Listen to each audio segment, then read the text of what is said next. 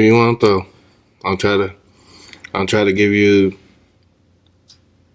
I'll give you a little bit of what I, what I went through, and then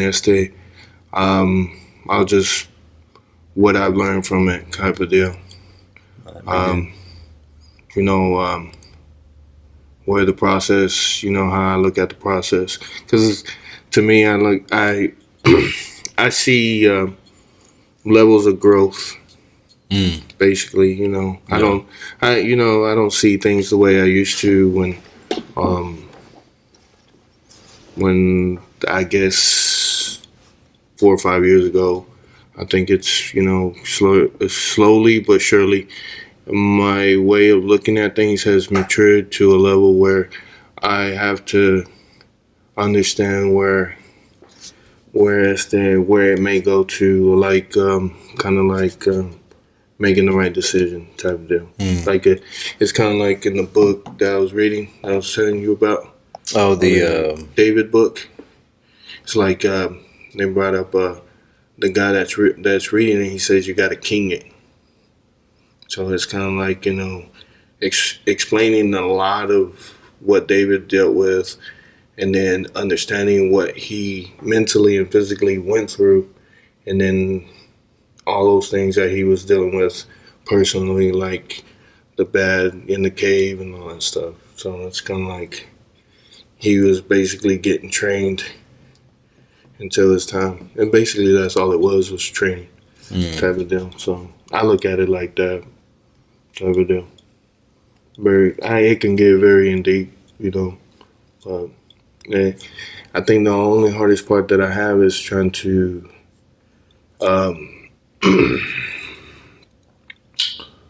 explain it to some people.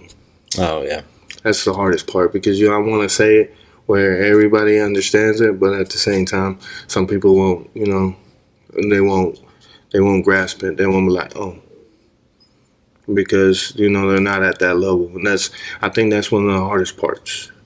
You want to grab people and give them that, but some people won't grab it, especially if the many ways that you try. So that's just how it is sometimes. You just gotta overwork that. I mean, get by that, really. Yeah. But yeah. But it's up to you. Whatever you wanna. No, man, you're the one. Whatever you wanna get at. We can go either way, bro. Either way. Just don't make it a 2-hour special. This 2 hours, I'll have to do 2 parts. I've done it before. Oh, okay. So, because like I said, I mean, I've done a lot of things, and it's crazy.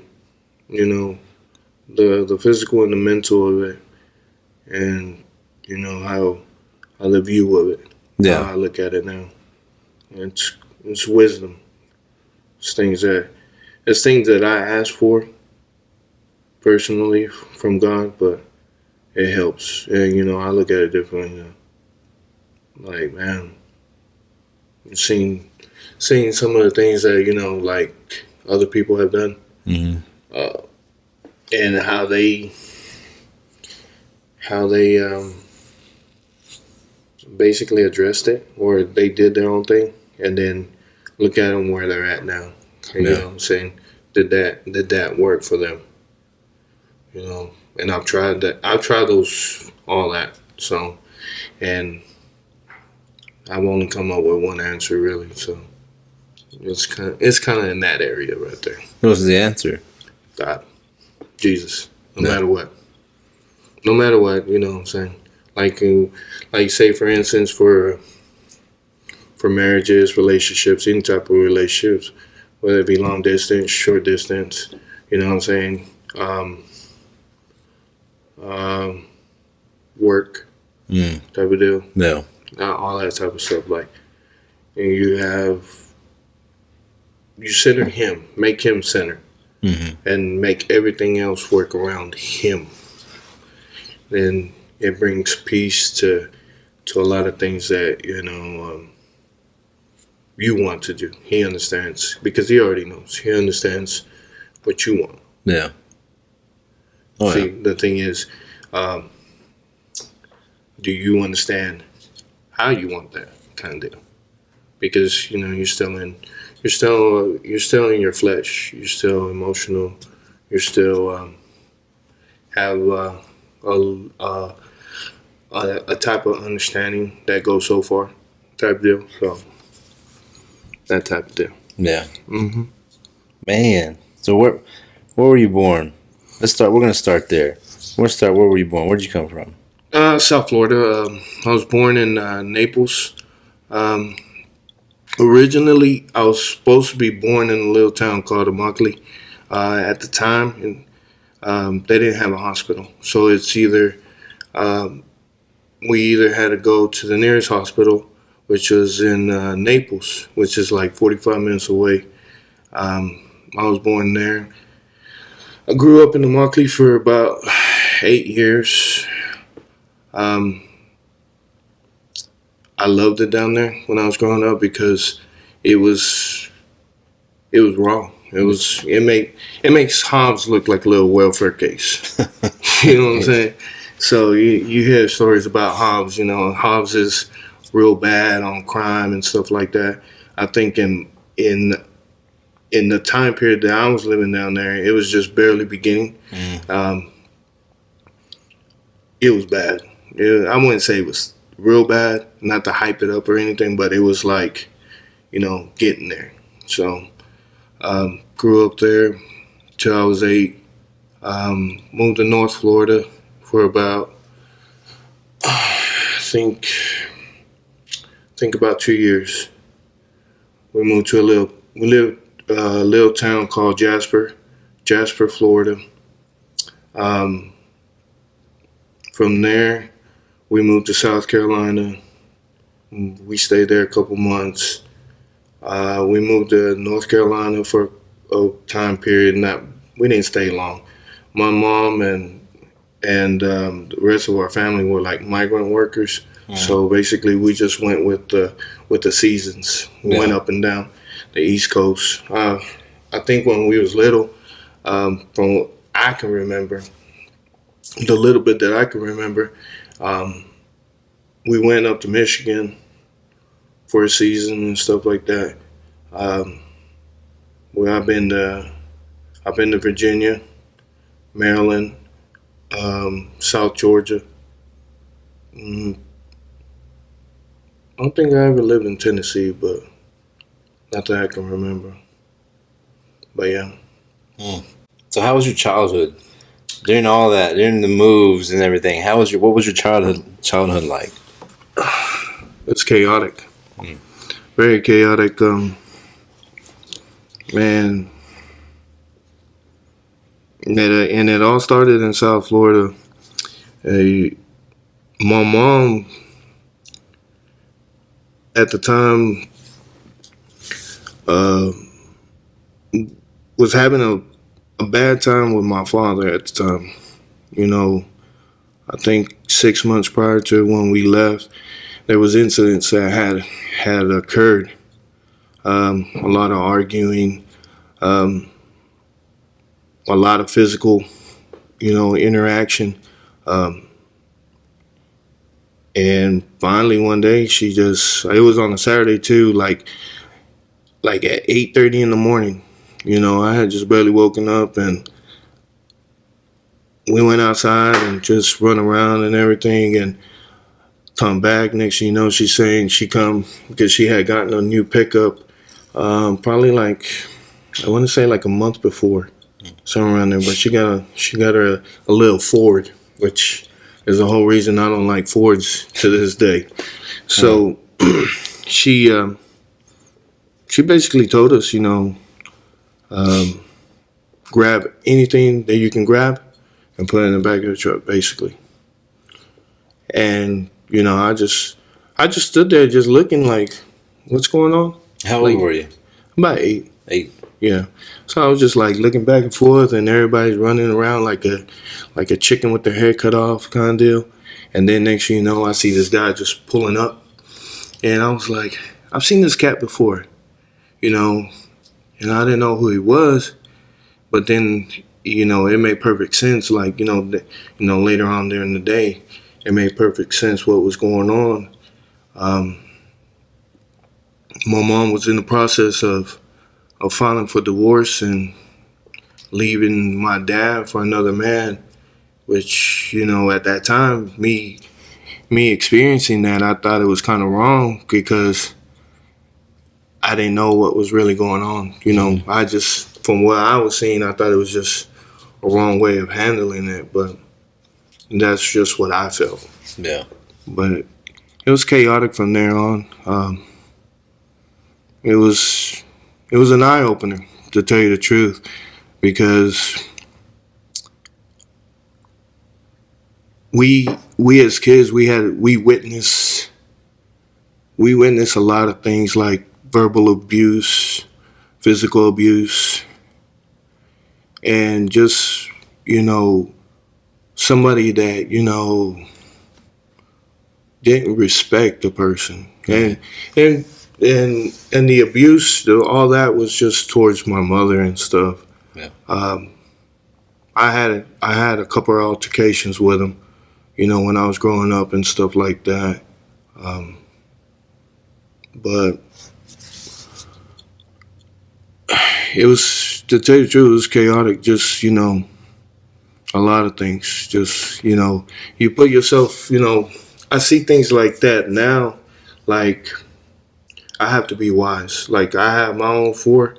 I have to be wise about the person that I put in front of them, because if I put the wrong person in front of them and they bring that type of mentality to the table, then it's the I set up a path for my children to follow, a habit basically, because it's kind of like monkey see, monkey do. If they see that, then they, what I'm saying, they're gonna think that's normal. Yeah. And they're gonna follow that. And what I'm saying, it's kind of like they're gonna repeat that with their own families and stuff like that. So. Yeah. Okay, you said you were 8. So before that, how was the relationship with you and your dad, with you and your mom? Oh, it was crazy, to tell you the truth. And are you the only child? No, I have. There's a total of 9 in our family. There's 4 older than me that are from a previous marriage, my mom's side, and then I fall with the other 4, and that situation right there, is not complicated, but it was complicated in the years after I was 8 years old. So it was basically, having to experience something, especially a child, because you can't just throw anything at a child and expect him or that child to receive or to look at it in an adult way of looking at things. So you, going back to your relationship with your dad and your mom, before all this happened, how was that? Well, the relationship with my mom, she was real firm. You talking about, what I'm saying, if you did something bad, oh, believe me, you was getting it. What I'm saying? If she put her hands on it, like, what I'm saying, then you did wrong, phew, it'll come flying and it'll find you. Basically like a heat-seeking missile. Poof, it'll hit you. My dad, he was a quiet but firm individual. His discipline and his love is basically something I model myself after. He, when it comes to discipline, he'll discipline me, and then he'll come back and he'll talk to me. But I do it, the opposite. I do the reverse. I talk and then I discipline. I think it's, it takes the fear out of it, and it gives more understanding. But my relationship with him was great. great. I think he took me everywhere. If he went farming, because he drove the tractors for the farmers and stuff like that, and he'd take me. He basically taught me how to drive when I was like, I think like 6. You know what I'm Mm. saying? I think I hear stories like when I was little at 1 years old, or before I turned 1 years old, that I would always constantly like be crying to him and um, calling for him and stuff like that. I mean, he basically was that type of dude. Yeah. Uh, I just there was something about him that I really loved about him. Mm. But yeah, I think it was it was kind of good between me and him and stuff like that. But Nice. Heck yeah. What about your relationship with your brothers and your sisters? um, Y'all all pretty close. Y'all not no, really. No. nah, we're to be I'll be honest with you. We to this day we're somewhat what I'm saying, we know who we are. Mm. To be close, nah. And that's just being honest. Um, we all did our own thing. We all doing our own thing, kind of deal. Um, um, before the whole incident, I think it was me, my brother, and my sister, and we was known as the Three Musketeers. So it was all for one and one for all, kind of deal. So if nobody ratted each other out, nobody, that type of deal. It was kind of like that deal. Yeah. But after that, I think after we left South Florida, I think the relationship between us got a little bit more different. And I think personally, to be honest with you, I think that had something to do with me and how I felt about the situation. I kind of felt like, you know, um, at that time, they were kind of siding with this guy, this my mom's boyfriend, kind of deal. And I didn't like him, and I didn't side with him none bit. Um, it was just something about him that I didn't like, and he didn't like something about me, and I could tell too. So I kind of felt like that they were betraying my father and stuff like that. But now that I'm grown, I look at it like they were just kids. You know what I'm saying? They didn't know no better, or Yeah. they're just trying to go along with the flow and stuff like that. So So you never really had a relationship with your mom's boyfriend. well, other than the fighting part, yeah. I mean, like seriously, a relationship with him and stuff like that. No, I didn't. How long was he around? He was around for about 7 years. 7 years. And during those 7 years, did you conversate with your real dad? Did you ever see your real dad at all? Um, in the first year, in the first 3 years, because of this whole how my mom addressed this whole thing, my dad showed up one day on Mother's Day, and he finally found out where we was at, where we was located in North Florida. On Mother's Day, he shows up and everything, and a car with a guy that was going to be one of my future brother-in-laws. Shows up with him and some other, I think my uncle and my aunt, if I'm correct, show up, and as soon as the dude goes out, because he's going to work or something. As soon as he pops out of the house, he goes to the car to open it up. My dad just goes over there and just pistol whips him, and just starts threatening him. I think from that altercation right there, we talked a lot. Basically, they put me in that business right there at that young age, because this guy was constantly, every single time that my dad would show up, he would send me to go, to the neighbor's house and call the police. That's how scared this guy was. He He was scared of my dad because I don't know. I'm like thinking to myself, like, dude, you're like almost as tall as a tower, and this guy's not even 5'4", 5'5". You know what I'm saying? You scared of a little guy? Like seriously? But my dad, when he see me walking and stuff, and then he'll go trying to find me and stuff like that. When he find me, he'll talk to me. He's like, "What's going on?" And I'll explain to him. I'm like, "Man, I hate doing this stuff." Um,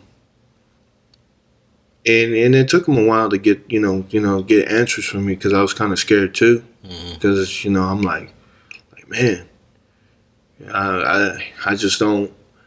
I don't know how you going what you're thinking or how you're feeling. You know what I'm saying? I don't want you to just I've seen you in action, and I'm like, you put me in fear. You know what I'm saying? Like, wow.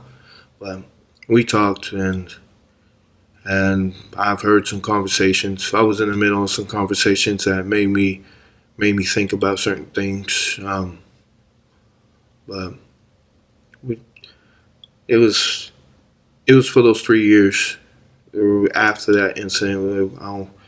The only time we ever really talked was when he came around and stuff. And that was about it. And during those, because you said the boyfriend was there, what, 7 years? Mm-hmm. You learn anything from him? Did he teach you anything? Maybe he teach you how to be a man, or he taught me.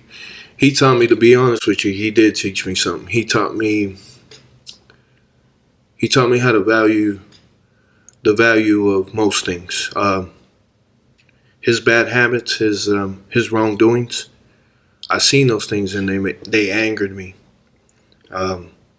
They pushed me to to tell myself on a daily basis when I was little, I'm not gonna be like that. I'm not gonna be like that. I don't want. You know what I'm saying? You're experiencing these things and you're saying to yourself, I'm never gonna treat a woman like that. I'm never gonna say that to a woman. I'm not gonna be like that. I don't. You know what I'm saying? Because in my heart, I was looking at it like that's my mom. You know, and I can see the pain in her eyes. Like I could see what it was doing to her. Like it was, she was saying, on a daily basis she was strong, but inside her spirit was just like it was being ripped up, and I can sense that out of her. So, I mean, if I did learn something, I learned how not to act or how not to be, because I didn't think that those things that he done were right. I mean, I picked up some of his bad habits, like smoking, drinking, that type of stuff. You said that you would fight with him, I guess. Yeah. What caused that?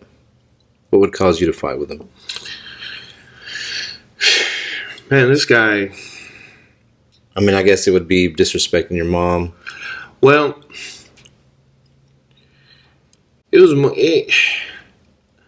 It wouldn't be because of that. It was more like we'd argue about certain things. He would say certain things to me, and I guess he thought that I was some type of pushover or something like that. And we got into a couple incidents and stuff like that over the dumbest things. Now that I look back at it, and it was crazy. Like I seen it, I was like, man, at his age, he being 25 and me being like 11 or 12 years old, I'm like thinking to myself, like, for real. I've even, from those experiences, I look at it like, I can never put myself at a child's level, even if they do, run at the mouth or say something crazy. You have to understand that, what I'm saying, they're not, a child is not at a certain age, they're not disciplined. They're not, they're not realizing the things that they say or the things that they're thinking are, are how can I say this? Are right. You know what I mean? like you say things and you don't understand the consequences that it might have. Yeah.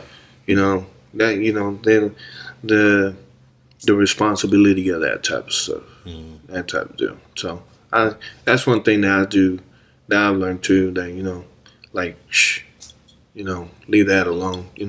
Even though it might it sometimes it tempts me a little bit this much, but I look at it like, eh, it's like whatever, man. It's like gosh, let that be.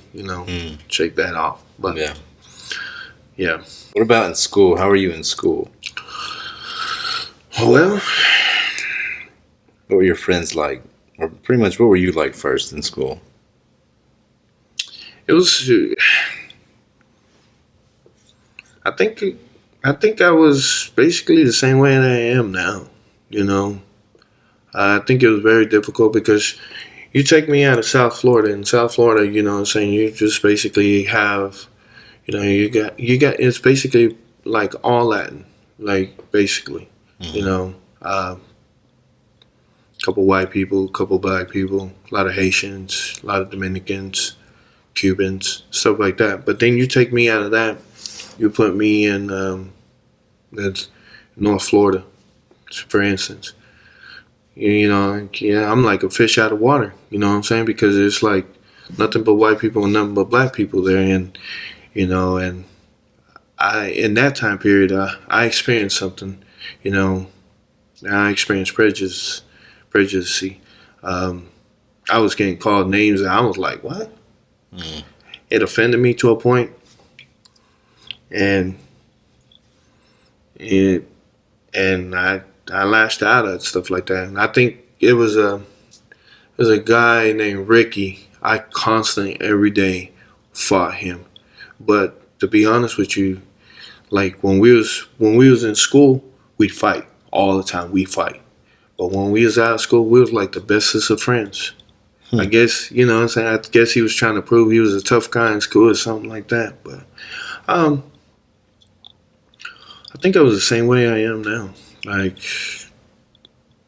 my grades, because of everything that I was emotionally going through. I just, I was doing good till about probably, I want to say sixth grade. I was doing good, real good. One seventh grade kid, I didn't care. I just let it go. I failed seventh grade 3 times, and I just didn't care. I was so prideful, to tell you the truth, that every time I got my report card and it said like 30 or 40 something or 20 something, I'd just be like, hey, just cheer about it. I was like, that was like, I look back and I was like, that was so dumb. Like, but I just didn't care about stuff like that. I think a lot had to do with, I felt like I already knew all this stuff, and like I couldn't, like it wasn't no use to me kind of deal. So I just gave it up, and plus all the other stuff, the emotional things that I was dealing with, had something to do with that too. So Um, so did you finish school? um, I got kicked out. I got kicked out of high school in 10th grade. I did. I did get my GED while I was, down here at the JC at the New Mexico Junior College. I got it back in 2005, but I didn't. I did not graduate high school. I did not finish school. Why'd you get kicked out? Man, I was trying to hustle. I was trying to hustle. I was going to schools called Southeast High, the Raiders, Southeast Raiders. Is that why you're a Raider fan? Nah, Oh. no sir. Um, oh, I had this love of playing sports when I was little. Um, there was a situation where I was going to Dalton High. I played freshman basketball at Dalton High. Only Mexican to play, basketball at that time. I guess I guess everybody was still on that this idea of, you know what I'm saying, only the white kids or the black kids get playing time and stuff. But um, I went out there just to try it out. You know what I'm saying. I did get mad because I didn't get as much playing time as I thought I should have. But you know, emotionally, I let that get to my head. What I should have been doing is just sitting back, watching, seeing how everybody reacted, and then improve on that. Um, I would say I was fairly decent. You know what I'm saying? I had to work for my skills. You know, I don't have that God given talent like some people do. You know, but I had to work for my skills. I worked day in and day out. You know, during the summers. That's all I ever was, did was just play ball. Um, the situation at Southeast, I had a conversation with my mom. I was like telling her, I was like, Mom, I need to get physical. And I asked her if she had $20. She told me no, she ain't had no money. I was like, man, you ain't never got no money. You know, that was my response. I was like, man, you ain't never got no money. So instead, I was working at the time and stuff, and I was, my mind was thinking like, um, I'll give you my money when I get paid, kind of deal. So she told me no, and I was so desperate to go play basketball because the coach at Southeast, he had asked me because he was watching me just play with I guess with the JV team. Um, he was watching me. He's like, "Are you gonna play this year?" And I was like, "I can. I mean, if I get some playing time, I don't mind playing and stuff like that." I mean, I was more of a defensive player than an offensive player kind of deal. I mean, offense kind of came and went kind of deal, but defense, that was my main thing. Like you ain't coming in here kind of deal. So, um, with the situation, with my mom and stuff, and not being able, well, telling me that she didn't have no money and stuff, you know, I, I decided to take the little bit of money I had, invest it, buy some product, take it to school, and try to flip that. That was my intent. Yeah. Didn't work out like that. I woke up that morning, had that mentality like, yeah, I'm gonna go make this money. I'm gonna make this money. I get there, and I'm like getting so impatient. I think I want to say by second or third period, I'm like so impatient.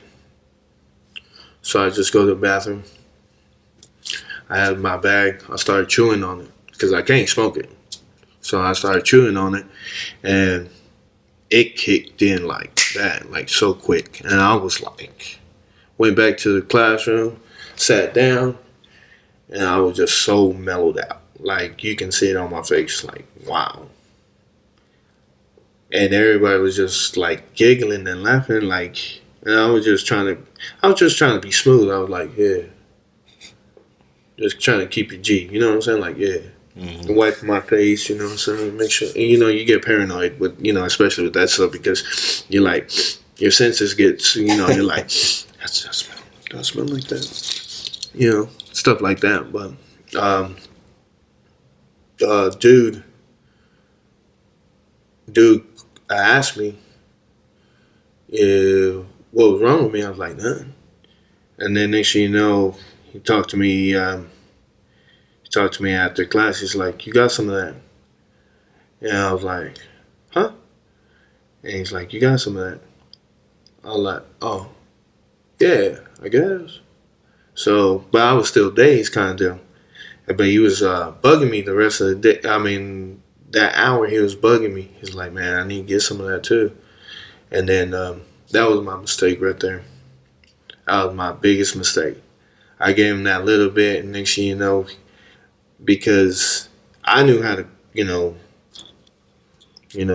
how to basically, work myself and how to handle myself. Yeah. Dude, you know what I'm saying? I guess he went somewhere and next thing you know, he got popped.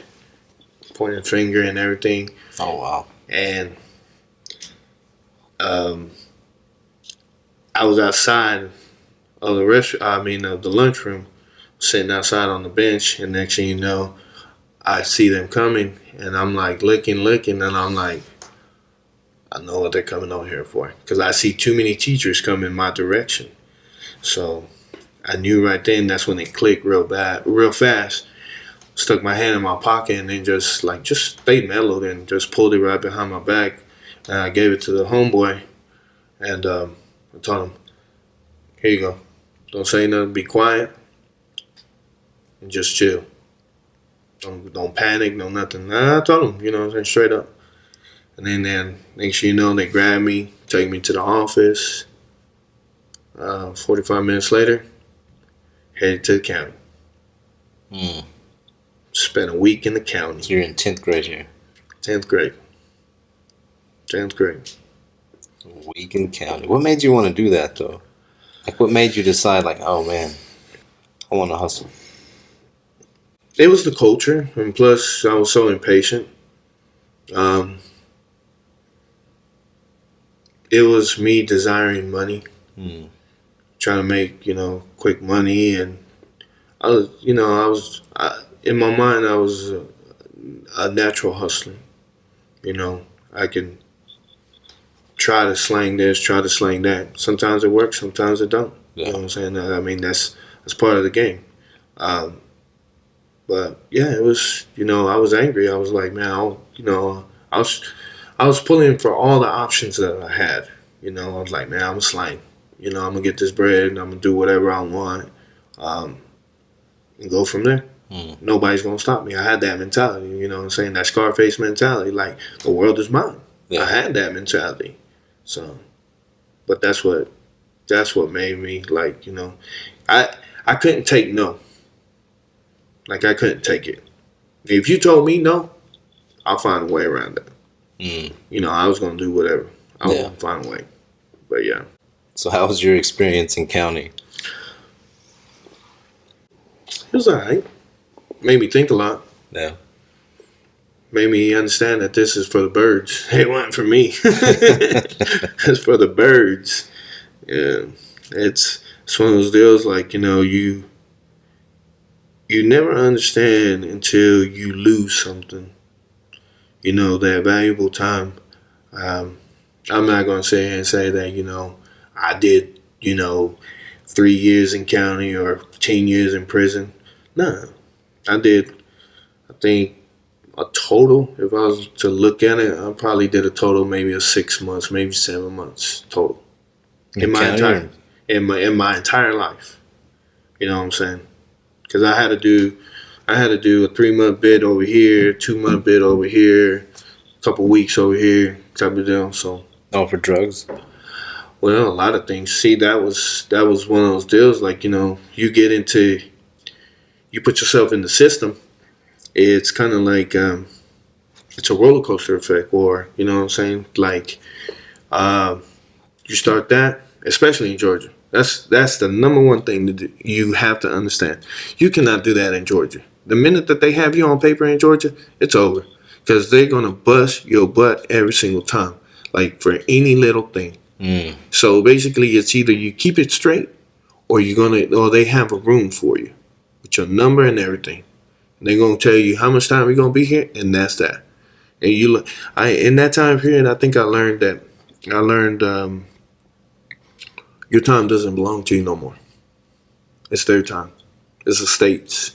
People that, there's some people that love going there. There's some that don't.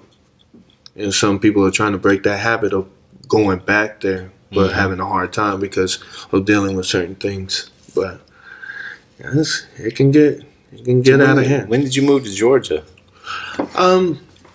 We moved to Georgia in, I want to say late 93. So how old were you when you moved to Georgia? I think it was around 13, Mm. 13, somewhere in there. Moved to Dalton, Georgia. Georgia. Dalton, Georgia. Wow. At this time, your boyfriend's still there, I guess, right? Yeah. I think when we got to Dalton, I think his time period would end probably,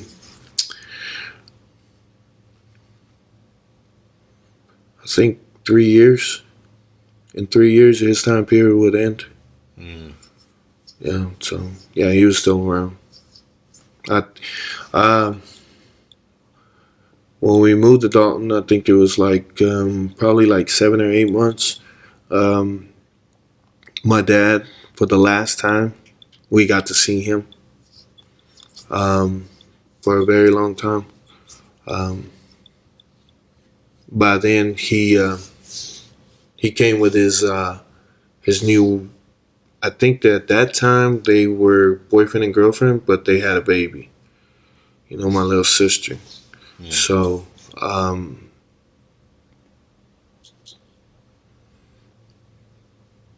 that was the last time that we had seen him for a while. We I think it was like maybe 11 years after all that. He finally came back into the picture. So it's kind of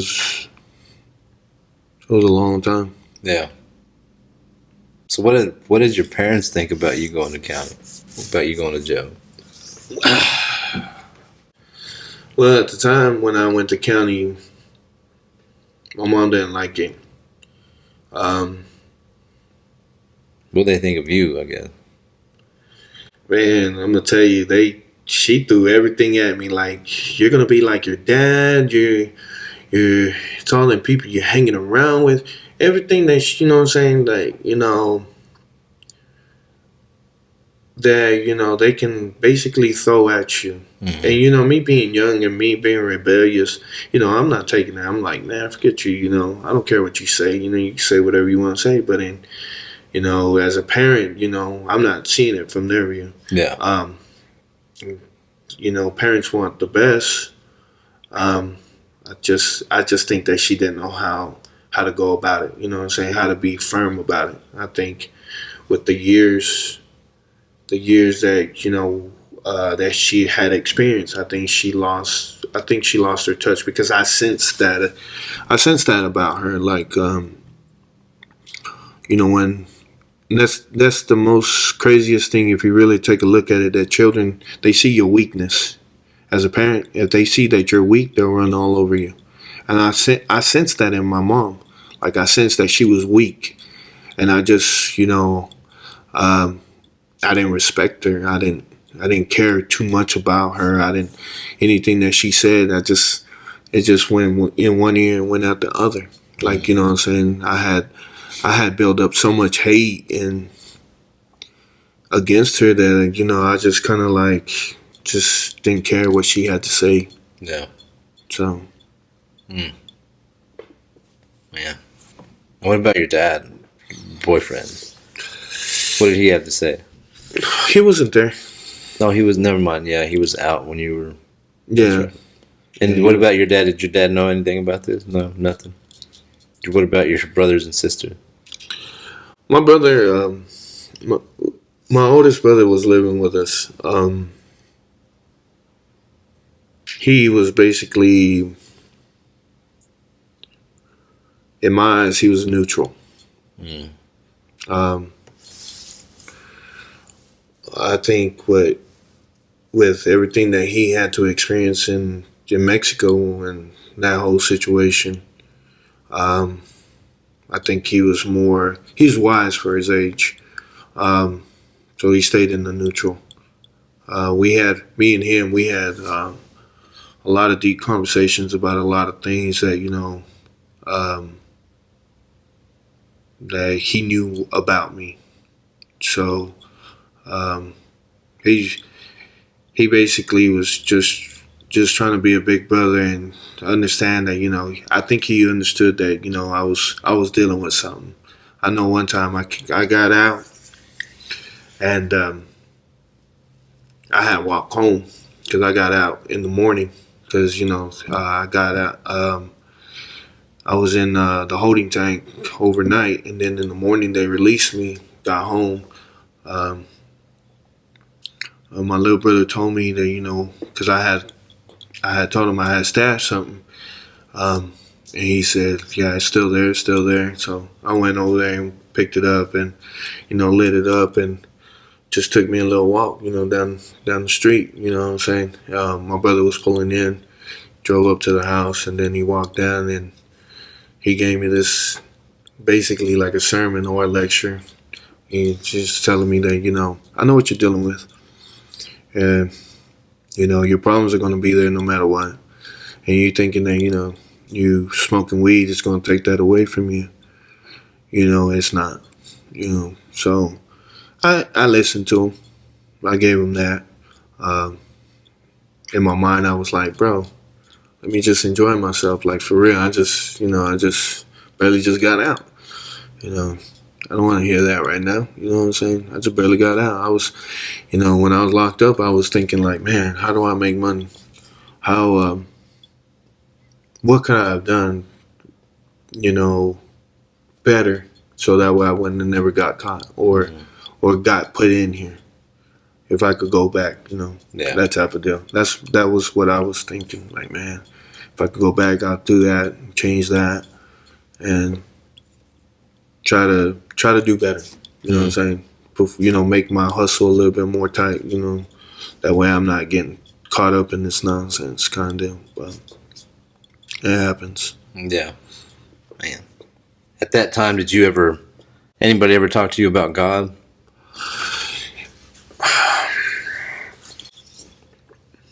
My mother. No. Always. She'd always take me to the Catholic Church. She'd always, how Catholics are real religious, but they're like cuckoo. They're like worse than them Baptists, really. Like, you know what I'm saying? They're out there. Like, wow. She poured, the whole Jesus Christ on me, but she did it in a way where if Jesus is like that, then I don't want that. I don't want that. I was like, I know who Jesus is, and you acting like that is not Jesus. Because it was kind of crazy. Like, we would go to church on Sunday. As soon as we got out of church on Sunday, we get in the van or get in our car, and boom, straight to cussing. I'm like, dang, what? For real? We just got out of church and you cussing? How religious is that? So I mean, she pushed it on us. Like I said, I feel like she didn't go about it the right way. She had the right intent, but just didn't go about it the right way. Type of deal. I think, I think she never really put, really looked at it, sit down and just say, hey, you know what, let me sit still and think about this really. How do I get this across to, 5 children, 5 kids, and get better results than what we got going on. So what next? What did you do after that? I know. How long did you stay in Georgia? I think I stayed in Georgia until about 2001, 2002. I met my wife in Georgia through her cousins who were my acquaintances at the time, friends.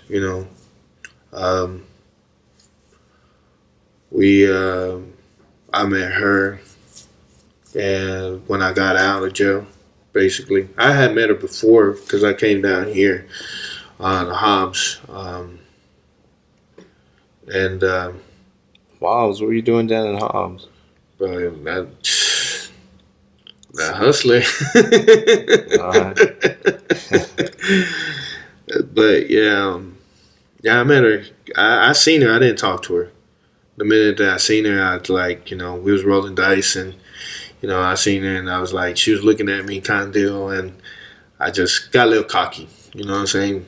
Started rolling dice, but like, Come on, little joke. There you go. There you go. Yeah, I started doing that. Next thing you know, she's like, I can feel like she was digging me and stuff like that. And when we met like a year later in Georgia, um, I had gotten out and we we had went to the arcade there on Cleveland Highway. It's not there no more. I don't think it is, but it used to be an old Publix kind of deal right next to it. Um,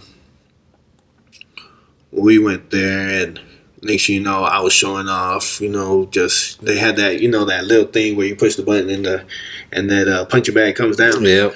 Oh man, I was just like getting cocky with it, just boom, just knocking it like, and I made it seem so easy, like I just pop, you know, and people were just over there just killing themselves, like just throwing their arms out, just trying to see if they could score high, and I was just like, just doing that number right there, and one thing led to another, and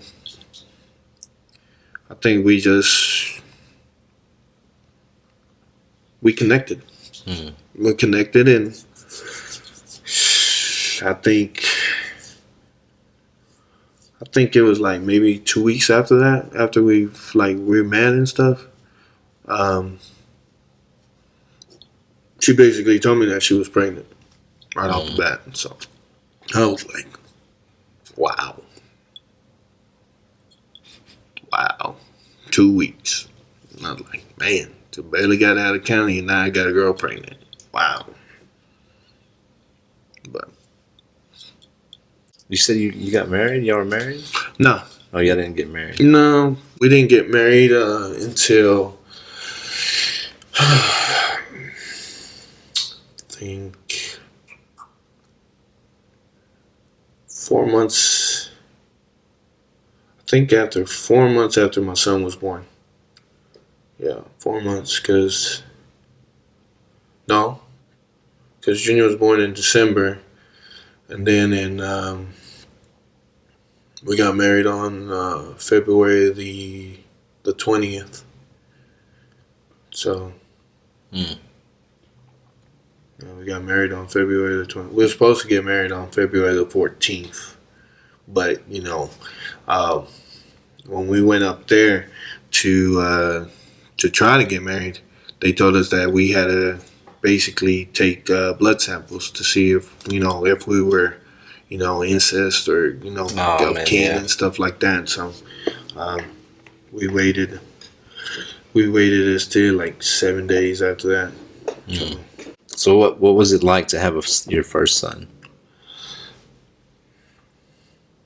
It was crazy. Like, a lot of things ran through my head.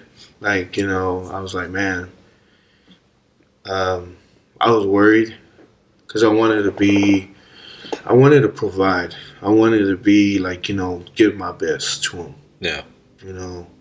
I wanted to be the father that, at that time, how I was thinking, I was like, I want to be the father that I felt like I never had, type of deal. I want to be better than that. Yeah. And that's how I was thinking it at that time. I was thinking it from the experiences that I had experienced. Like man, I just want to be there for him. He was down here when he was born in Seminole. That was a crazy thing too, right there. He was born over here, but we was living in Hobbs. And so when did you move to Hobbs? 2002. 2002. Yeah. 2002, late 2002. Yeah. Gotcha. So why over here? Just because she lived here, or she's from here, I guess? See, the thing is, we was already having problems. We was already having problems because we weren't married. I wasn't, to be honest with you, I wasn't planning on marrying anybody or her at the time. My mind was like, I'm going to be me, be a player, I'm going to just do me. That's what I was thinking. Yeah. You know what I'm saying? I was like, I care for you, I'll be around you, I'll respect you. I don't feel like getting married. Like, that wasn't my thing. But at the time, she was she was going by those Catholic ways, like, you know what I'm saying, you're supposed, don't have a baby out of marriage or have a baby before you get married type deal, that mentality of things. Because they say it's like, bad luck or bad to your reputation or something like that. So um, we went to, we had situations, well, we had arguments over that. And then finally I gave in, and but we were still having arguments and stuff. And um, I caught a domestic violence case, which, in the state of Georgia, you you literally don't have to hit them, but if you leave like marks, like say, like if I was to hold her hand and I was to leave bruises, you know, that's automatically like domestic violence. And um, she had called the cops on me because she thought that I was leaving. We had an argument before then. Um, the It was over something silly, really. I was trying to sleep and I was working the night shift, and she wanted me to be up all day. I'm like, man, I'm tired. So, like, I need my rest. But um, one thing led to another, and next thing you know, hands start flying towards me, and um, I'm just over here just trying to block him and grab hands so that way I'm not, he'll mess up my pretty little face, type of deal. So, like, I don't like getting hit in the face. So,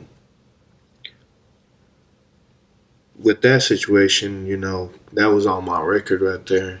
Um, we had moved from one apartment to another apartment, and her sister was down for, I guess, for vacation or something like that. And I guess she got a little antsy and she just tried to test her luck. And my son came down, too. You know, um, it was, being around him. And next thing you know, we get into an argument again. And then she's like telling me that she gonna call the cops on me, and I'm running like a maniac, just trying to, get out of the area and stuff. So that way, I don't go back to jail or something like that. I'm already, waiting for my court date and stuff like that. So, she basically, I get back to the apartment, just let everything chill, kind of cool off. Yeah. And I call her, and she tells me that she's on her way back to Hobbs, and I'm like, what? And basically gave me an ultimatum, like, you can either be there and, visit your son, or you can come and move over here and be with your son, kind of deal. So I was like, bro, like, for real? You taking my boy away from me? Like, wow. Wow. Mm. I hurt. Yeah. Like, man, man's weakness. Mm. That sucks. But I was like, man. So I moved down here and didn't like it. I did not like it. Not a bit.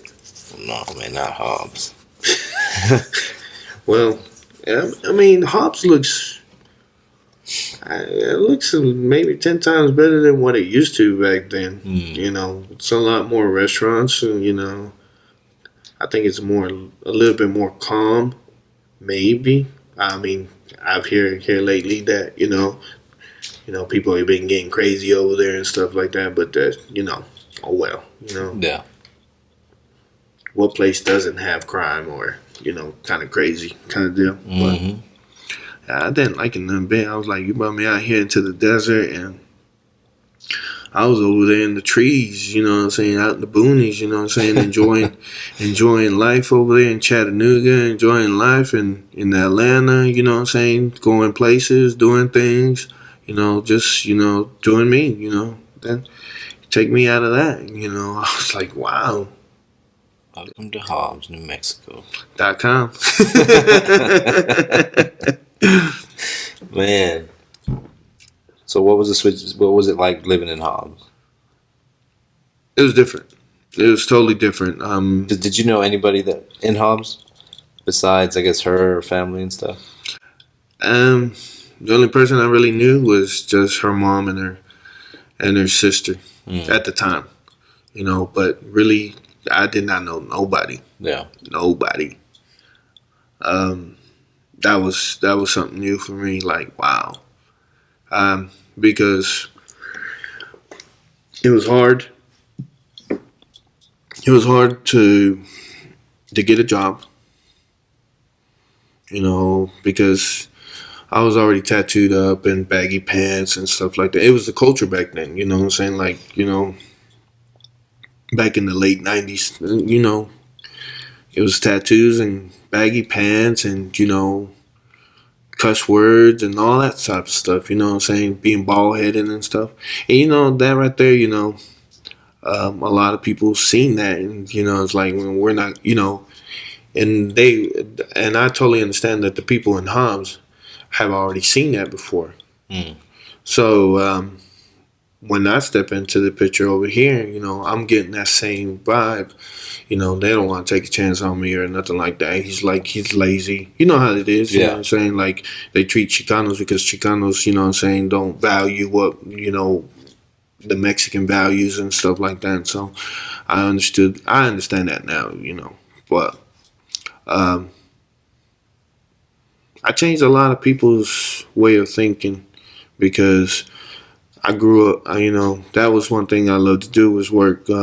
I worked at a carpet mill for like 3 years. So, understanding the levels of how, what it takes to make carpet and stuff like that, I was never a stranger to hard work. It's nothing like that. So, there was a one time a guy, he said, man, because the conversation was brought up, it's like if you would have knew this guy was a hard worker, would you have hired him? He's like, nah. Like, basically saying if he didn't know, like he didn't know who I was, like he didn't know none of that.